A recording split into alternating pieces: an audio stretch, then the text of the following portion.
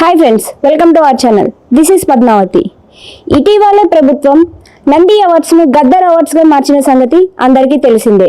ఎన్నో ఇయర్స్ నుంచి అసలు నంది అవార్డ్స్ మాటే లేదు. అట్లీస్ట్ ఈ ఇయర్ అయినా సరే ప్రభుత్వం మారినందుకు అవార్డ్స్ ఇచ్చే అవకాశాలు ఏమైనా ఉన్నాయా? మరి ఇలాంటి మరెన్నో ప్రశ్నలను దగ్గర చిట్టిబాబు గారు ఉన్నారు. ఆయన్ని అడిగి సమాధానాలను తెలుసుకుందాం. నమస్తే సార్. సార్, ఇటీవలే ప్రభుత్వం నంది అవార్డ్స్ను గద్దర్ అవార్డ్స్గా పేరు మార్చారు. దీని వెనుకున్న కారణం ఏంటి సార్? ఏం కారణం లేదు.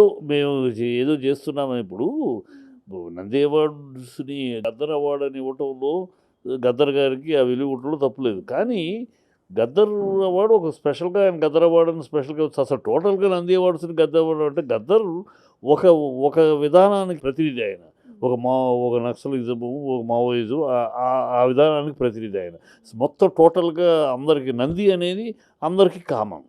ఒక వర్గానికి ఒక విధానానికి పరిమితమైన సింబల్ కాదు అది నంది. అలా నంది పేరు గత కంబైన్డ్ ఆంధ్రాలో ఉంది కనుక ఇప్పుడు మేము మారుస్తామంటే మార్చచ్చు. తెలంగాణ అందరికీ పేరు మీద రావాలి తప్పితే గద్దర్ పేరు మీద గద్దర్ ఆయన ఒక విధానానికి దీనికి ప్రతినిధి ఆయన. ఒక నక్సలీ సపోర్టరు. ఆఖరిలో చివరి రోజుల్లో మళ్ళీ కాంగ్రెస్లోకి వచ్చారు. బ్యాలెట్ రాజకీయాలు వద్దు అన్న ఆయన బ్యాలెట్ రాజకీయాలు ఆయన కొడుకుని ఈ రకరకాలు ఉన్నాయి. ఏమైనా ఆయన గొప్ప మనిషి. ఆయన పేరు మీద ఇవ్వటం తప్పు లేదు. ఆయన పేరు మీద ఒక ప్రత్యేక అవార్డు ఇవ్వండి. ఆయన పేరు మీద ఒక ప్రత్యేక అవార్డు ప్రజెంట్ చేయండి. అంతే. సామాజిక స్పృహతోటి కూడి సినిమాలకు ఇస్తామను ఇంకోటి ఇవ్వండి. అంతేగాని టోటల్గా నంది అవార్డుని ఆయన అవార్డు చేస్తానంటే ఆయన అందరికీ కామన్ కాదు కదా. ఆయన ఒక విధానం ఉంది. ఆయనకు ఒక సిద్ధాంతం ఉంది. ఆయన సిద్ధాంతం వేరు. ఆ సిద్ధాంతంని అందరికి కామన్ చేయటం కరెక్ట్ కాదు. అది ఒక దీనికోసం చేస్తున్న ఇది తప్పితే కరెక్ట్ కాదు. అది పద్ధతి కాదు. గద్దర్ గారి మీద అభిమానం గద్దర్ గారికి మా కుటుంబానికి చాలా బంధం ఉంది. మా నాన్నగారు రాసిన పుస్తకాలు గద్దర్ గారు తొలి మాట కూడా రాశారు. సో ఇవన్నీ ఉన్నాయి. ఆయన మీద విలువ, గౌరవం అన్నాయి. బట్ విషయం వచ్చేటప్పుడు ఒక రాష్ట్రానికి సంబంధించిన ఒక పరిశ్రమకు సంబంధించిన అవార్డులు ప్రకటించినప్పుడు అందరికీ కామన్గా ఉండేది ఉండాలి. ఇప్పుడు ఒక సిద్ధాంతానికి పరిమితమైన ఆయన మొత్తం కథ ఒక సిద్ధాంతానికి పరిమితం ఆయన. ఆ పరిమితమైన ఆయన పేరు మీద టోటల్గా అందరికీ ఇస్తామంటే నక్సలిజాన్ని వ్యతిరేకించే వాళ్ళు అవార్డు తీసుకోవడానికి ఇష్టపడరు డెఫినెట్గా. నంది అనేది అందరికి కామన్. ఒకళ్ళ ఇది కాదు, అందరికి కామన్. ఇది అందరికి కామన్ కాదు కదా. అది ఒక సిద్ధాంతానికి కట్టుబడింది. ఆ సిద్ధాంతం నుంచి వచ్చేదాన్ని నేను ఎందుకు అందుకోవాలి? నాకు ఆ సిద్ధాంతానికి వ్యతిరేకం. నేను ఆ సిద్ధాంతాన్ని పోరాటం వైరుధ్య సిద్ధాంతాలు ఎందుకు తీసుకోవాలి, ఎందుకు ఇవ్వాలి? అది కరెక్ట్ కాదు. విచక్షణ లేకుండా, ఆలోచన లేకుండా ఏదో జనాల్లో ఒక దీన్ని చేయటం కోసం ఏదో గద్దర్ గారిని గౌరవిస్తున్నాం అని చెప్పడం కోసం చేస్తున్న ఒక డ్రామా మాట తప్పితే దానివల్ల కరెక్ట్ కాదు. అది వాళ్ళు పునరాలోచించుకోవాలి. గద్దర్ గారి పేరు మీద ఒక ప్రత్యేక అవార్డు ఇవ్వండి. Definite, no doubt. అందరూ హర్షిస్తారు. ఆయన ప్రత్యేక అవార్డు పొందేవాడు. అది కామన్గా నంది అవార్డులో ఆయన పేరు మీద మార్చడం కరెక్ట్ కాదు. ఎందుకంటే ఆయన ఒక సిద్ధాంతానికి ప్రత్యేకమైన ఒక సిద్ధాంతానికి ప్రతినిధి. ఆయన అందరికీ కామన్ కాదు. ఆయన ఖచ్చితంగా అందరికీ కామన్ కాదు. ఆయన ఒక సిద్ధాంతానికి ప్రతినిధి అంతే. ఆయన ఆఖరి రోజుల్లో కాంగ్రెస్ ఊపాడు కనుక మీరు ఆయన కాంగ్రెస్లో కలుపుకోవాలంటే ఎప్పటికీ ఆయన సిద్ధాంతం జీవితకాలం అంతా ఆయన వేరే సిద్ధాంతం. మావోయిస్టులని, నక్సలైట్ని ఆయన సమర్థిస్తూ బ్యాలెట్ రాజకీయాలను వ్యతిరేకిస్తూ పోరాడిన మనిషి ఆయన. గజ్జగట్టి పోరాడిన మనిషి. ఆ సిద్ధాంతం వేరు. ఆ సిద్ధాంతాన్ని అంగీకరించేవాళ్ళు, ఆ సిద్ధాంతాన్ని ఆమోదించేవాళ్ళు ఉన్నారు, వ్యతిరేకించేవాళ్ళు ఉన్నారు. అది వేరే విషయం. సో అలా ఒక డిఫరెంట్ సిద్ధాంతంలో ఉన్నాయని కామన్ చేసి అందరికీ ఆయన పేరు మీద ఇస్తామంటే కరెక్ట్ కాదు కదా.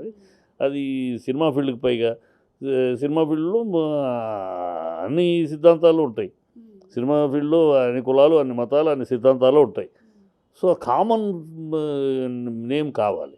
తెలంగాణ పేరు నంది మార్చడంలో కూడా తప్పు పట్టడం. ఎందుకంటే జాయింట్లో ఉన్నప్పుడు కంబైన్డ్ రాష్ట్రంగా ఉన్నప్పుడు ఉన్న నంది అది. సో మేము ప్రత్యేక తెలంగాణ వచ్చింది కనుక మనం ప్రత్యేక తెలంగాణ సింబల్గా ఒకటి పెట్టుకుంటాం. పెట్టచ్చు. అది ఏదైనా వేరే పేరు పెట్టచ్చు, ఇంకోటి చెప్పచ్చు. తెలంగాణ సింబల్స్ ఏమున్నాయో, లేదా తెలంగాణ ప్రముఖులు కామన్గా ఉన్న ప్రముఖ జీవితాలు ఏమున్నాయో, లేదు నందిలాగా ఇంకేదైనా మంచి ఇది సింబల్ తంగేడు పువ్వు, తంగేడు పుష్పం ఇస్తారా, ఇంకోటి ఏదైనా అలా పెట్టచ్చు తప్పితే ఆ, ఇది కరెక్ట్ కాదు. సో మరి ఇప్పుడు ఇలాగ పేరు మార్చడం వల్ల సినిమా ఇండస్ట్రీ మీద ఇంకా రాజకీయాల మీద ఎటువంటి ప్రభావం చూపేటట్టుంది? అంటే అలా ఎలా అంటే ఇప్పుడు ప్రస్తుతం ఇలా పేరు మార్చడం వల్ల ఇంతవరకు నంది అవార్డ్స్ అంటే ఇండస్ట్రీ వాళ్ళే నిర్ణయించుకొని ఎవరికి అవార్డు అర్హులో సెలెక్ట్ చేసుకొని మీరే ఇచ్చేవాళ్ళు. నంది అవార్డ్స్ ఎప్పుడు కూడా సినిమా వాళ్ళని డిసైడ్ చేసేవాళ్ళం కాదు. ప్రభుత్వం ఒక కమిటీ వేస్తుంది. ఆ కమిటీ సినిమా వాళ్ళలో కూడా ఉంటారు. ఆ కమిటీలో సినిమా వాళ్ళు ఉంటారు, ఐఏఎస్ ఆఫీసర్లు ఉంటారు, ఉంటుంది. ఆ కమిటీకి మేము సినిమా వాళ్ళందరం మా సినిమాలు పంపిస్తాము. ఆ కమిటీ నిర్ణయిస్తుంది. ఆ కమిటీ అవార్డులు ఎవరికైనా నిర్ణయిస్తుంది. కానీ అసలు నంది అవార్డు వీళ్ళు అవార్డులు ఇస్తారా, ఎప్పుడు ఇస్తారు, ఇచ్చేదా సచ్చేదా, ఊరినే ఈ స్లోగన్స్ ఇవన్నీ స్లోగన్స్ ఇవాళ ఈ ప్రభుత్వం కాంగ్రెస్ ప్రభుత్వం వచ్చినాక, రేవంత్ రెడ్డి అధిపతి వచ్చినాక నోటి దూల మాటలు, నోటి మాటలు తప్పితే ప్రాక్టికల్గా ఏమీ జరిగి అన్నీ నిన్న కూడా చూడండి, అసలు భాష ఒక సీఎంగా ఒక స్థాయిలో ఉండి మాట్లాడేసిన భాషే కాదు, అసహ్యంగా మాట్లాడతాడు. ఎవడరా ఒక సీఎంగా ఉండి ఎవడరా కూల్చేది, ఎవడు కూలుస్తామని అలా మీరు కూలతారని చెప్తున్నాం. వేరే చెప్తుంది మేము కూలుస్తామని అలా. ఆ భాష కూడా అర్థం కాదు అతనికి. ఎవడరా కూల్చేది అంటాడు. ఎవడరా కూల్చేది కాదు, మీరే కూలిపోతారా అని చెప్తున్నాం. మీ డిఎన్ఏ అది, మీలో వర్గాలు ఎక్కువ, మీ గ్రూపులు ఎక్కువ, అందరూ సీఎం క్యాండిడేట్లే కనుక మీరు కొట్టుకు వస్తారు. ఎంపీ ఎలక్షన్ అయ్యేదాకా అలా ఉంటారు. అయినాక వెంకటరెడ్డి గ్రూప్ ఒక గ్రూప్ అయితే, బట్టి విక్రమార్క గ్రూప్ మరో గ్రూప్ అయితే, ఉత్తమ్ కుమార్ రెడ్డి గ్రూప్ మరో గ్రూప్ అయితే, ఇలా మీరు కొట్టుకుని వస్తారు. ఎంపీ ఎలక్షన్ అయినాక మిమ్మల్ని మీరే కూల్చుకుంటారు. చరిత్రది, మీ చరిత్రది. మీరే మిమ్మల్ని కూల్చుకుంటారు, మీరే మిమ్మల్ని తగలబెట్టు గాంధీబో తగలబెట్టి మీ ఆనవాయితీ, మీ డిఎన్ఏ అది. కనుక మీరు కూలిపోతారు, ఎంపీ ఎలక్షన్స్ అయ్యే వరకు, తర్వాత మీరు కూలిపోతారు అని చెప్తుంటే మేము కూలుస్తామంటలా. ఆ భాష కూడా అర్థం కాకపోతే కేటీఆర్ గారు అన్నది మేము కూలుస్తామనలా. మీరు కూలుతారు, మీరు కూలిపోతారు, మళ్ళీ కేసీఆర్ సీఎం కావాలని ప్రజలు కోరుకుంటున్నారు అన్న. ఆటోమేటిక్గా జరిగేది. మహారాష్ట్రలో ఏం జరిగింది, కర్ణాటకలో ఏం జరిగింది గతంలో? కర్ణాటకలో మమ్మల్ని ప్రజలు గెలిపించారు సింగిల్ రాజకీయ పార్టీగా. మీరు వెళ్ళి కుమారస్వామిని ఎవరితోటైతే ఎలక్షన్లో పోరాడారు ఆ కుమారస్వామిని కలుపుకొని అతను ముఖ్యమంత్రి, 30 సీట్లు అతను ముఖ్యమంత్రిని చేసి నాటకాలు ఆడారు. ఆఖరికి మీకు కుమారస్వామికి గొడవలు వచ్చినాయి, ఆయన పదవి దిగిపోయాడు, మేము ప్రభుత్వం ఏర్పాటు చేసాము. మహారాష్ట్రలో ఏం జరిగింది, మమ్మల్ని శివసేనని కలిపి ప్రజలు గెలిపించారు, మాకు అత్యధిక సీట్లు ఇచ్చారు.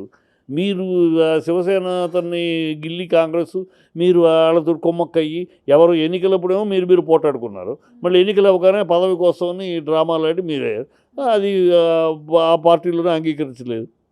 బాల్ ఠాకరే గారి సిద్ధాంతానికి విరుద్ధంగా ఉంది, వాళ్ళలోనే బయటకు వచ్చి ప్రభుత్వం ఏర్పడింది. సో మీకు అలవాటు అది, మీకు కాంగ్రెస్ బ్లడ్లో ఉంది.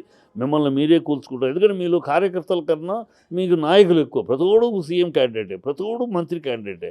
సో రేపు మీ 64 మందిలో 60 మంది మేము మంత్రులమే అంటారు, 15 మంది మేము ముఖ్యమంత్రులమే అంటారు, మాకు హోదా ఉందంటారు.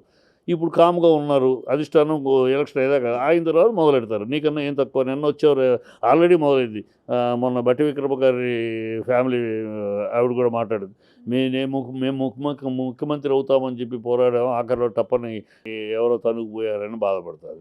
ఉత్తమ్ కుమార్ రెడ్డి నేను పార్టీకి అధ్యక్షుడిగా సుదీర్ఘకాలం ఉండి పార్టీని నిలబెట్టబట్టే ఇవాళ పార్టీ ఈ స్థాయిలో ఉంది, అంతేగాని ఎవరో గౌక్కును కాదు అని ఆయన అన్నారు. సో వీళ్ళందరూ నువ్వు నిన్న వచ్చావు రేవంత్ రెడ్డి, మేము ఎప్పటి నుంచో పార్టీని పట్టుకుని బెగబట్టుకుని కూర్చున్నాం.